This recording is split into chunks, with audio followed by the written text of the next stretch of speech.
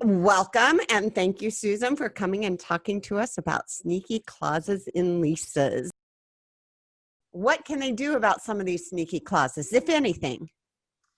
Yeah, my first comment out of the door is the once you sign the lease, I like to tell my clients, particularly the entrepreneurs or the first-time leasees, that they're putting their big boy or big girl pants on when they sign a lease. So they sign a lease and they need to pretty much live with that lease.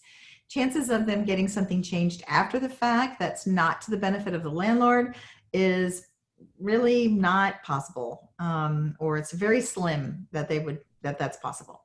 However, there is one exception.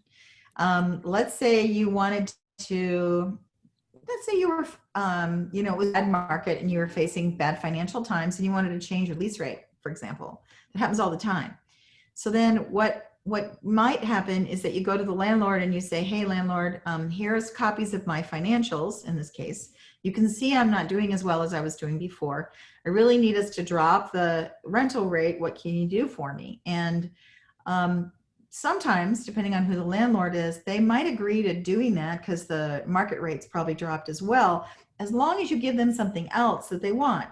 And oftentimes a landlord wants to keep their lender happy, and longer leases make for happy lenders.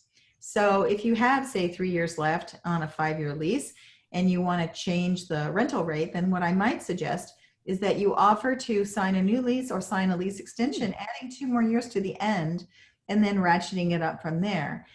Landlords are usually pretty smart, not always, but pretty smart business people, and they can see the benefit in keeping a tenant in place, not having to have a tenant file bankruptcy and go out of business, and making some rent on the building that's commensurate with the market, and having a longer lease at the end of the day. So I would say if there's something that you want to change that's not to the benefit of the landlord, then what you need to do is think about what can you give the landlord to make it worthwhile.